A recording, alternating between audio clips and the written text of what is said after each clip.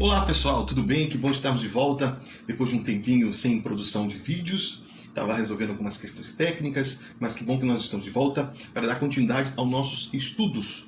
Eu sugiro a você acompanhar aí todos os vídeos já postados, vídeos interessantíssimos, tá bom? Para você então pegar o entendimento completo do que nós vamos estudar hoje. Hoje nós vamos estudar a base de fé, a fé verdadeira.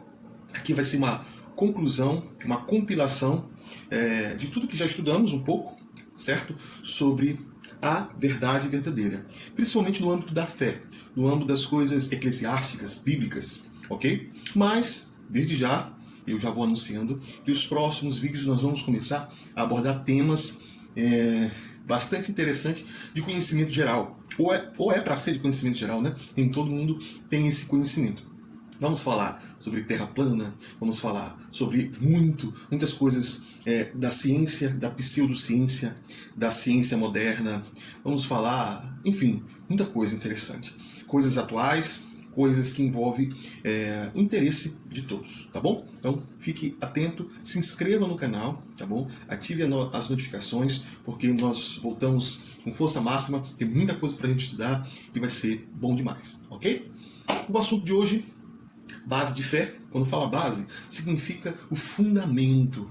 Você não pode simplesmente se conformar em crer em algo porque te disseram, porque é assim mesmo, ou porque você não pode formar a sua fé sem uma base. Na verdade, toda fé que não tem uma base, toda verdade que não tem uma base concreta, sólida, ela não subsiste, ela não permanece, ela não prevalece. Aquele que ouve e não pratica, ou seja, não crê de verdade, não assume o compromisso, não tem uma base, aquela pessoa na empolgação vai caminhando, vai conquistando, mas chega o levante, chega o dia mal, chega a tribulação, chega uma perturbação, questionamentos, confrontamentos, ela não aguenta. Então a sua fé precisa de uma base. Na verdade, a sua vida, nossa vida, tem que ter uma base.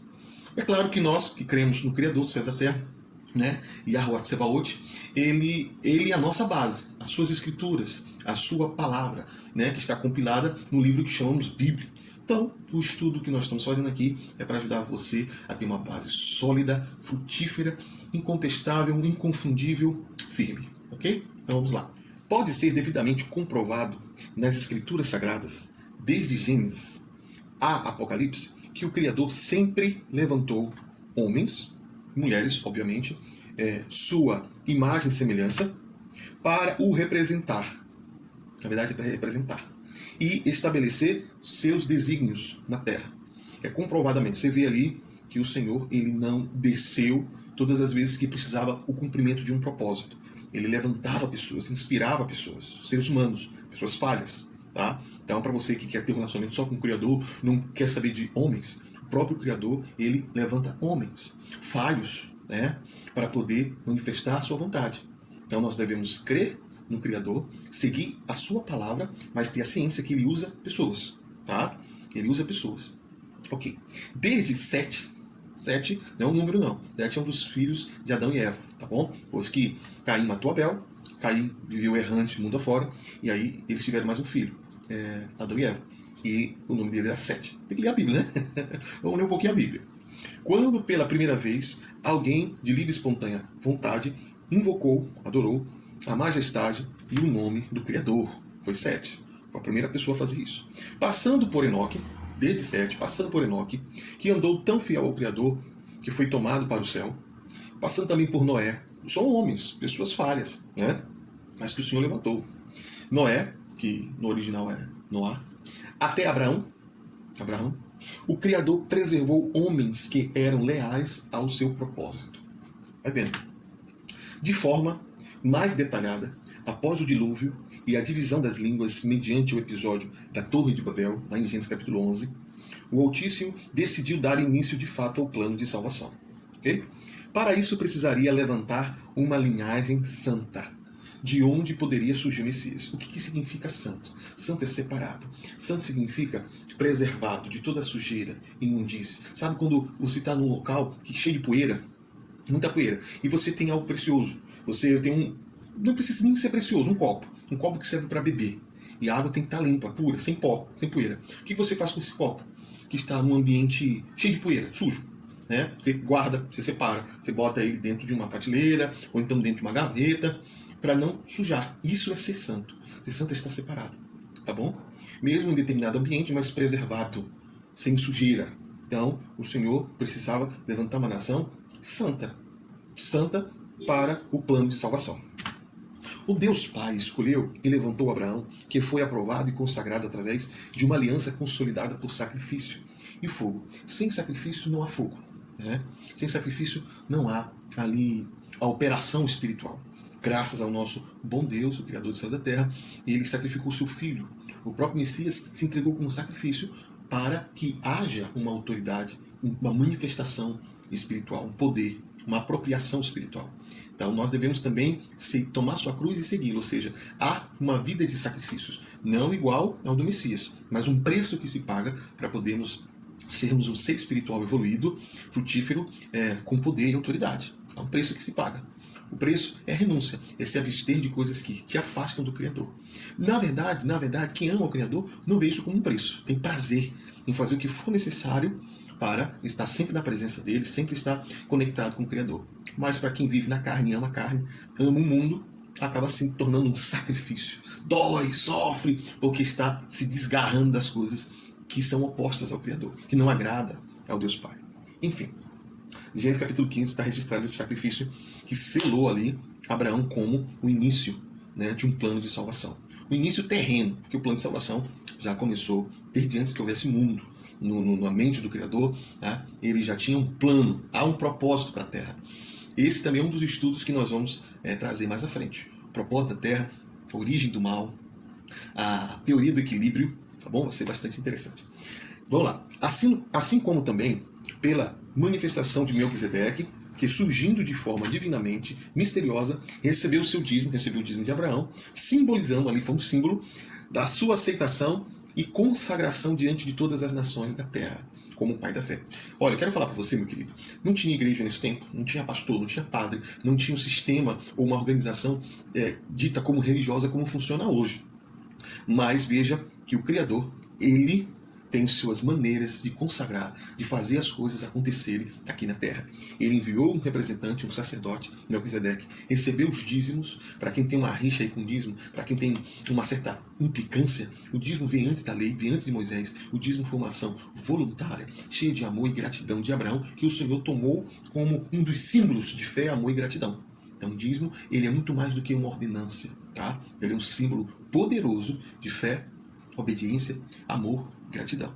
Então, não pode servir a Deus e a mamon. Tem gente que procura tanta justificativa para não devolver o dízimo, mas na verdade, no fundo, o Senhor sabe, a pessoa está pegada ao dinheiro, tá? Porque, Deus não se importa com o dinheiro. Então, por que o Senhor ele foi mandar receber, ele mandou Melquisedeque receber os dízimos de Abraão?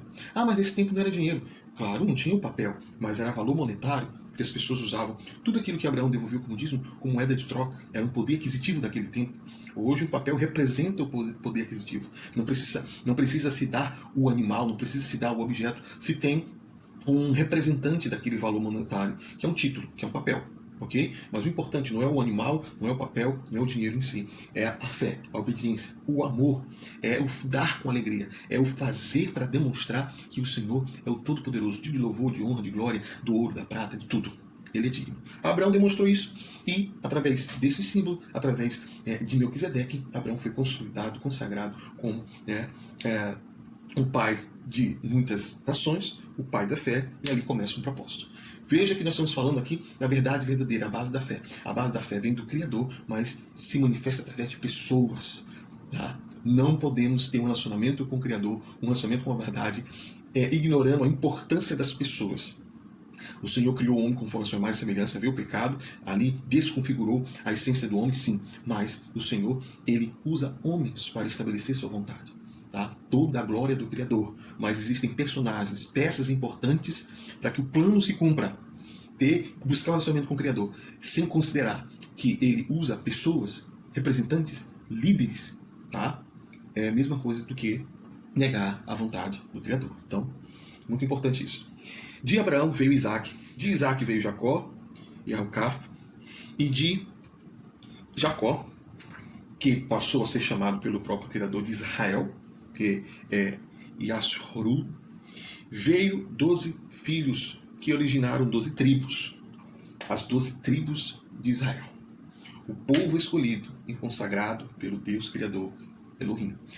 Alguns já sabiam mais ou menos dessa trajetória, outros estão entendendo melhor agora, mas é indispensável você fazer uma linha do tempo, uma linha dos acontecimentos desde o início, para você entender o hoje, entender o agora, para você identificar hoje o que é engano, o que é mentira, o que é invenção humana, o que é propósito divino, o que é a metodologia, por assim dizer, de Deus operar, do Criador operar. É importante para você não ser enganado por tantas doutrinas, tantas confusões que tem hoje. Vamos lá. Dentre as 12 tribos, o Criador, através de Moisés, Moshá, ou Mehushua, revela e estabelece sua vontade para o seu povo Israel. Através de Moisés, que é um das 12 tribos, tá bom? O Senhor estabelece a sua vontade. O Altíssimo dá-lhe seus mandamentos, estatutos, ordenanças. Tá? Aí não havia uma nação consolidada, não havia religião, judaísmo, cristianismo, nem nada. E o Senhor, ele separa um povo, do povo separa uma tribo, da tribo separa um líder estabelece ali a sua vontade, propriamente dita, revelada, escrita. Porém, ainda não completa, porque quem vai completar a vontade original, a essência que está no coração do Criador, só é o Messias. Isso aqui é apenas o início de um propósito, uma fase de um propósito, de um plano de salvação, que chamamos de Velho Testamento, que muitos anulam hoje. Muitos acreditam que não serve mais para nada, não serve como livro de história. Não é verdade. Vamos lá. E assim como também estabelece uma ordem sacerdotal, que seria responsável em representá-lo ante o povo e também representar o povo ante a ele. Quem estabeleceu a representatividade do Criador para com os terrestres, os terrenos, os seres viventes na Terra, e entre os seres viventes na Terra e o Criador, foi o próprio Criador. Isso é chamado de sacerdócio. Isso é chamado de uma linhagem sacerdotal. Representantes, lideranças. Quem estabeleceu isso foi o Criador. Não foi invenção do homem. Não foi invenção de religião. Okay? Foi assim que o Criador estabeleceu uma nação, uma tribo, uma ordem, uma linhagem, representantes humanos consagrados e ajustados à sua vontade. Moisés tinha falha? Tinha. O povo de Israel falhou e muito. Mas isso não anula o modo operante, a maneira como Deus age. Hoje tem muitas pessoas aversas, ao ser humano. Tem pessoas que amam mais o animal, que considera mais o animal do que o ser humano, ou mais maldade que o ser humano cometa, ou mais que haja corrupção humana. Pessoas que tomam decisões erradas são usadas até pelas trevas. Mas quem criou o homem foi o Criador, conforme a sua imagem e semelhança, por um propósito lindo, maravilhoso, com um propósito de salvação.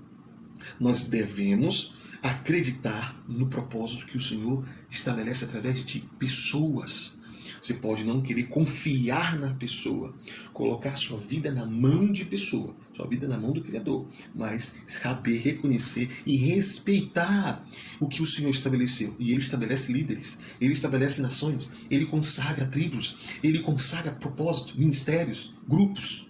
Isso é importante para a gente saber o que fazer hoje, como lidar com as demandas que vêm nos últimos dias, nos dias que precedem a volta do Messias. Ok?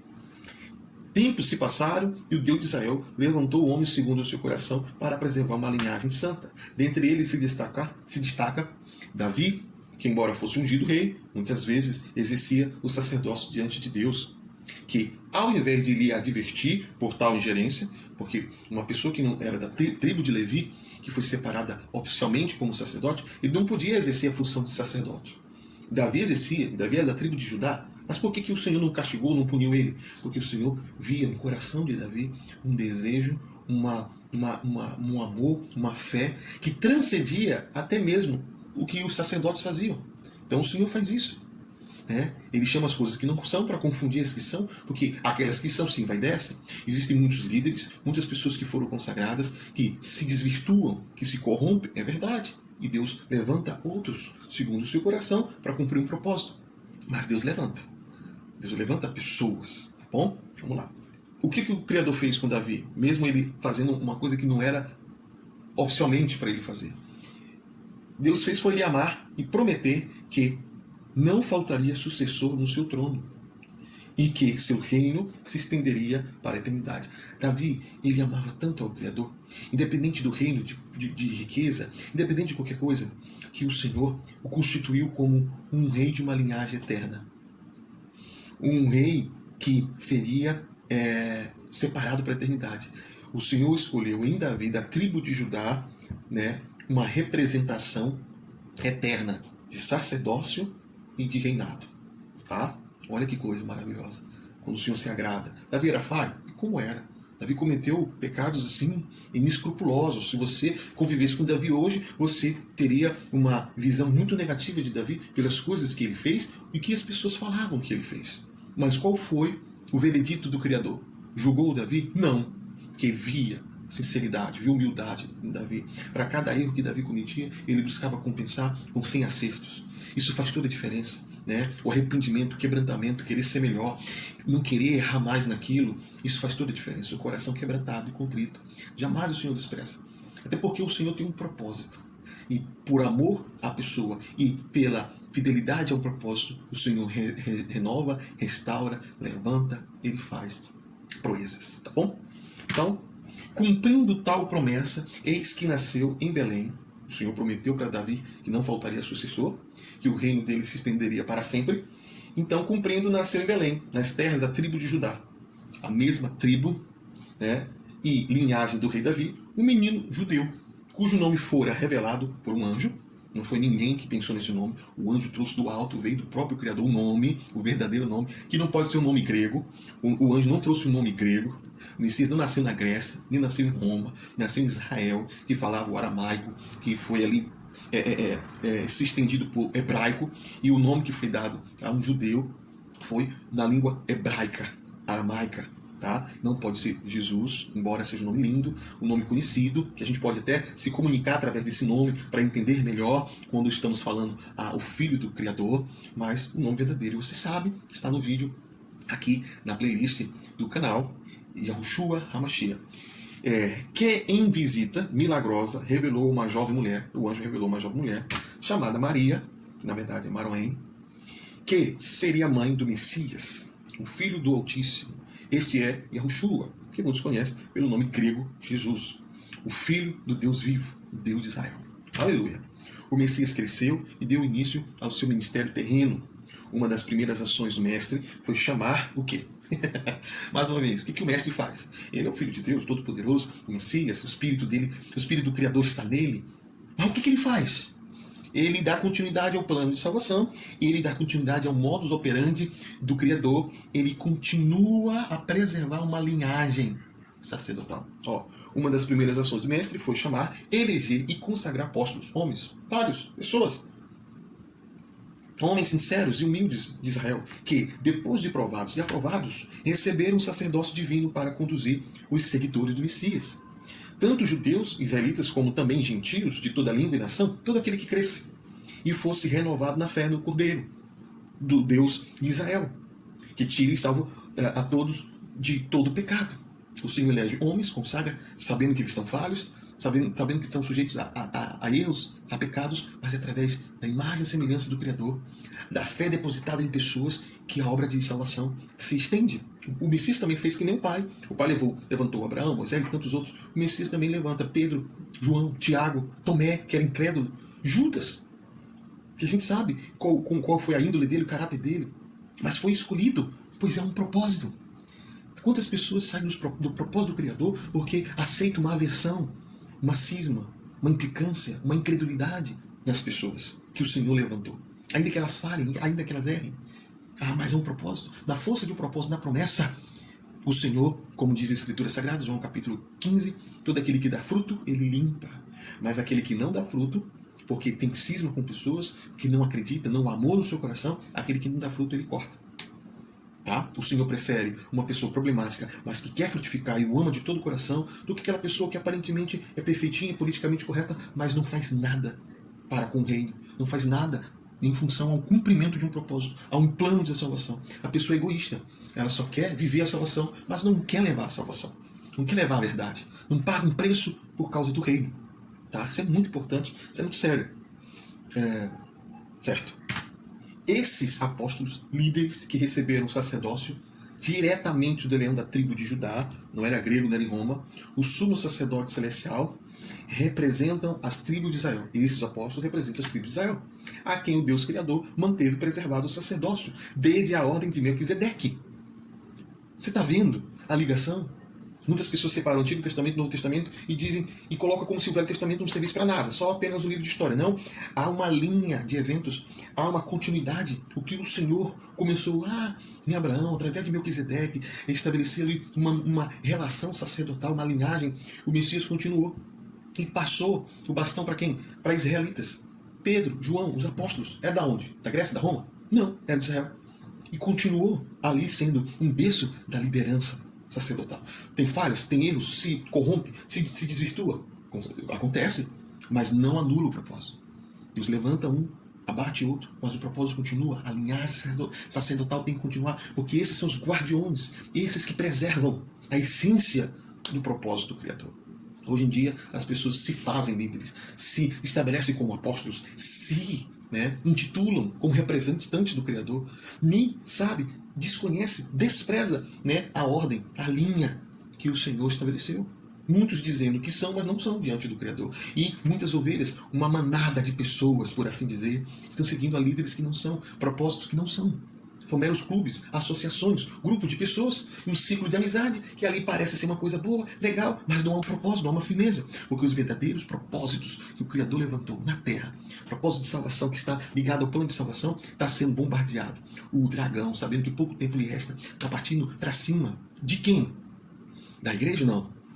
Partindo para cima daqueles que guardam os mandamentos do Criador e o testemunho do Messias. Apocalipse capítulo 14, 12, 17 em diante. Você está entendendo? Quem são os verdadeiros seguidores? Qual é a verdadeira congregação do Criador na terra? São aqueles que guardam os mandamentos, guardam os testemunhos, são fiéis a tudo que o Senhor fez. Porque o Senhor não muda, Ele não erra. Ele não fez uma coisa no Antigo Testamento e pensou assim, quer saber de uma coisa? Não. Vou desfazer tudo, vou fazer tudo do nada, de novo. Não.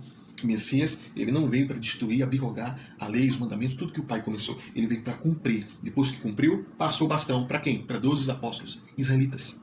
Está vendo?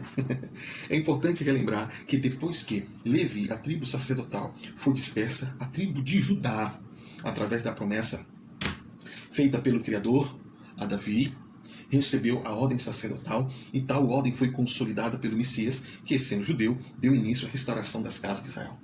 Veja que você não ouve falar em Grécia, em Roma, você não ouve falar em outras nações, porque essa nação foi separada, foi santificada com o propósito dali sair reis e sacerdotes, para que todo o mundo que crê, todas as pessoas que creem, possam ser enxertadas, abrigadas na casa de salvação, casa de Israel, a quem o Senhor prometeu, tá? A quem o Senhor prometeu a terra como herança. No momento em que o Messias passa o sacerdote para Kefa, que é Pedro, que era israelita e pertencente a uma das 12 tribos, o mestre deixa claro que são das tribos de Israel o legado, a responsabilidade, tá? E o privilégio de darem seguimento à ordem sacerdotal.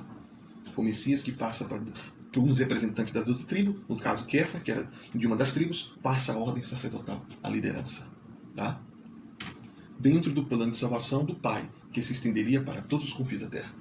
Assim como o Messias afirmou que a salvação viria dos judeus, pode-se afirmar que quem vai liderar a congregação dos santos, tá? Porque no grego diz que é eclésia, que hoje entendemos como igreja. Então as pessoas falam a igreja de Cristo, a igreja do Senhor, mas na verdade, no originário, que a gente estuda aqui, é a base da fé no originário, no aramaico, naquilo que o Messias falou. O Messias não falou eclésia, o Messias falou kahal, o edat, a congregação dos santos. Tá? Nos outros vídeos a gente fala sobre que a congregação dos santos é o povo, é a noiva, aqueles que creem, tá? Que estão sendo preservados para a vida eterna, para viver um novo céu, nova terra.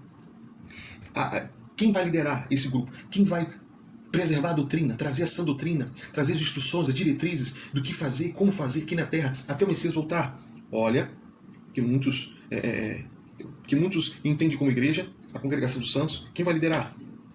Será os seguidores, crentes, os regenerados, os salvos do Messias das tribos de Israel.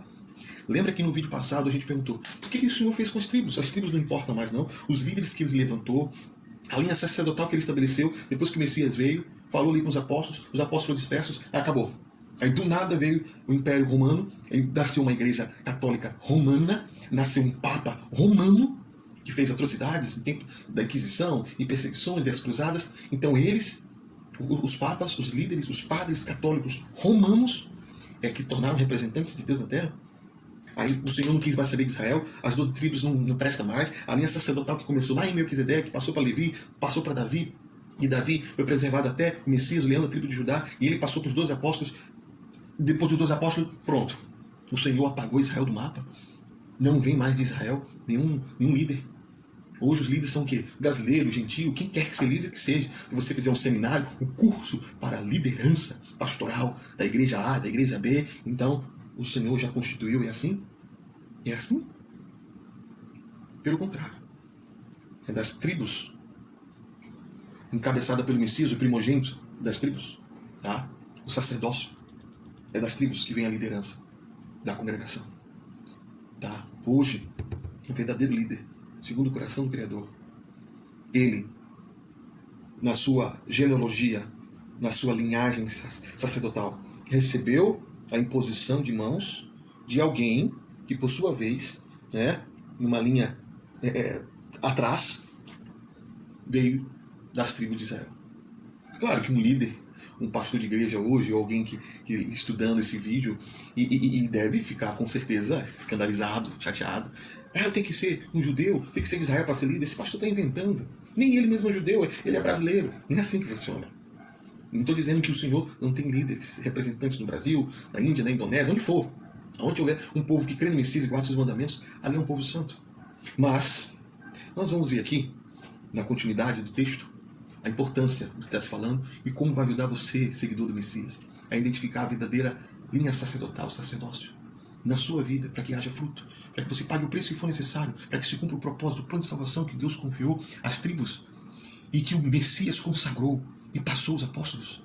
E os apóstolos com certeza semearam a terra toda, e você pode ser uma semente sacerdotal, uma semente de rei ou sacerdote que o Messias estabeleceu na terra. Em Apocalipse está escrito que ele nos constitui como reis e sacerdotes. Mas ninguém se constitui rei e sacerdote. A pessoa é constituída pela linhagem sacerdotal, consagrada e abençoada pelo próprio Messias, que foi passado aos apóstolos. Amém? Sabe-se que, ao longo dos tempos, em cumprimento de uma profecia divina, as tribos de Israel se dispersaram por todo o mundo. E que nos últimos tempos, que se chama hoje, estão sendo chamados para se tornarem novamente um só povo e nação, tendo como seu líder maior o Messias. Essa é a diferença dos que creem hoje, a diferença entre o povo de Israel que está lá em Israel. Muitos lá ainda guardam certos mandamentos, certas ordenanças, mas não receberam o Messias, não creem no Messias. E Yahushua HaMashiach, que morreu na cruz, ressuscitou o terceiro dia, está sentado à destra de Deus Pai Todo-Poderoso. Não creio. Mas aquele que guarda os mandamentos, que é chamada Torá, a lei do Senhor, que muitos chamam de Velho Testamento, como se não tivesse mais que cumprir os 10 mandamentos, como se não tivesse mais que cumprir tudo que o Senhor falou, através de Moisés, através do povo de Israel. É para testemunho de todas as nações, quem crê e guardar seus mandamentos. E o testemunho do Messias, tudo que o Messias ensinou e disse, este é a nação santa, sacerdócio real, a congregação do Senhor. Esses são enxertados nas casas de Israel. São Israel de Deus, a Israel do céu. Amém? Tá? Então, estão sendo chamados para ser uma só nação, tendo como seu líder maior Messias, o leão da tribo de Judá, o sumo sacerdote, o rei dos reis. Está fazendo sentido para você? Você está fazendo a conexão certa das coisas? Quem é você? O que o Senhor tem para você, reservado para você? Quem é seu líder? Não, meu líder é Deus, é o Espírito Santo. Pare com isso, é engano, isso é mentira. Em que momento na história bíblica, leia a Bíblia, de Gênesis a Apocalipse, você vai ver que o Senhor fez alguma coisa sem representantes. Porque Ele criou o homem conforme a sua imagem e semelhança. O propósito do Senhor é regenerar o homem, não é descartar o homem. E aí você que diz que crê no Senhor, crê no Messias, está descartando as pessoas, está descartando o propósito que Deus colocou aos seres humanos. Ah, mas eles falham, erram e pecam. Ajude a levantar, perdoe-o, incentiva-o a ser fiel. Não é desprezar, descartar. Porque se fosse assim, todos nós seríamos descartáveis, desprezáveis pelo Criador que é santo, mas ele não faz isso. Ele mantém o plano dele, ele regenera, renova, fez isso com Davi, fez isso com todos os líderes que tiveram um coração sincero e humilde. Como não vai fazer isso? Comigo, contigo, com aqueles que amam a verdade. Ele fará tudo aquilo que dá fruto, ele limpa. Tá bom? Na conclusão do reagrupamento das tribos, a Israel de Deus será restaurada. Quando se concluir o reagrupamento das tribos, porque foi dispersa mundo afora, a Israel de Deus será restaurada. Tal afirmação fica clara em Apocalipse 7, quando os 144 mil selados, consagrados pelo próprio Deus Pai. E esses 144 mil são da onde? Do Brasil. São brasileiros, são alemães, são norte-americanos, são ingleses. Lá está escrito 12 mil da tribo tal, 12 mil da tribo tal. Especificamente são das tribos de Israel. De lá vêm selados, consagrados, líderes para a conclusão do plano de salvação, do testemunho e do juízo aqui na terra. Olha só, e quantos cristãos estão desprezando essas verdades, não conhecem essa verdade, porque estão se alimentando de doutrina, assim, de homens, ou até de demônios. Hoje a moda agora é ser líder de si mesmo, ser Deus de si mesmo, fazer a sua própria religião. Eu não preciso de homens, eu não preciso de congregação, eu não preciso de Bíblia. O Espírito de Deus está em mim e ele vai, eu amo o Senhor e nós vamos para o céu sozinho. Isso nunca foi ensinado pelo Messias. Isso é engano, isso é uma estratégia do diabo. Dividir para separar, isolar para conquistar. Os servos do Senhor estão sendo isolados, dispersos, estão ficando no egoísmo espiritual, achando que Deus se agrada disso. Deus quer ver os líderes cumprindo o seu propósito, reunindo o povo sendo um só Espírito, um só Senhor, um só batismo, uma só fé, uma só palavra, para vencer o principado desse mundo. Essa é a verdade. Tal consagração será necessária para que as tribos de Israel, a consagração lá de Apocalipse capítulo 100, 144 mil selados, né? Será necessário para que a tribo de Israel, os crentes do Messias, possam, em nome dele, consolidar Israel terrena e prepará-la para a grande batalha do Armagedon, quando todas as nações da terra se levantarão contra Israel e seu ungido Messias, Yahushua HaMashiach. Fez sentido para você? Para quem assistiu só esse vídeo, só esse conteúdo, pode estar meio perdido, porque tem informações importantíssimas, peças importantíssimas no vídeo Cristianismo, parte 1, parte 2, parte 3, Sai dela, povo meu, os verdadeiros seguidores do Messias. Esse vídeo é essencial para você entender e fazer ali a linha, o entendimento do plano de salvação. Aí você vai ver quem é quem, o que, onde é onde, quando é quando. Você vai saber qual o propósito do Senhor para a sua vida. Eu já estudei a minha genealogia, tá? E eu fiquei muito alegre, feliz em saber que não existe uma comprovação científica, um DNA. Mas eu fiquei muito alegre, feliz em saber que tem todas as características, né? Tanto cor da pele, como o sobrenome, como a genealogia estudada, né? Tem todas as características de uma linhagem hebraica, não sei que tribo. Então faz um estudo, incentivo você a procurar aí no YouTube, enquanto ainda tem disponível canais que explicam aí como os hebreus, as tribos, encheram o mundo todo, e você pode ser de uma tribo de Israel, nem sabe. Pode estar no seu sangue. Não existe só judeu em Israel. Existem tantas outras tribos que têm características, que têm um propósito. Tá bom? Estude. Vamos estudar junto. Vamos nos interessar por isso. Não é à toa que o Senhor está abrindo nossos olhos para essa importante informação. Você não vê isso nos cultos. Você não vê na apostila, nos EBDs, nas escolas dominicais. Você não ouve isso na teologia. Que essa é a verdade. Isso liberta, isso faz a pessoa conectada com o reino, conectada com o Criador, conectada com Israel, conectada com o Messias, conectada com apóstolos, e não conectada com falsas doutrinas, vãs religiões. Ou então, a pessoa cada vez se tornando mais ateia, mais cética, incrédula, por causa das falhas dos seres humanos, por causa da falha da instituição. Mas a verdade não frustra, não decepciona. E na força da verdade, tá? Nós venceremos. E estaremos juntos com o Messias, né, no grande dia. Que assim seja.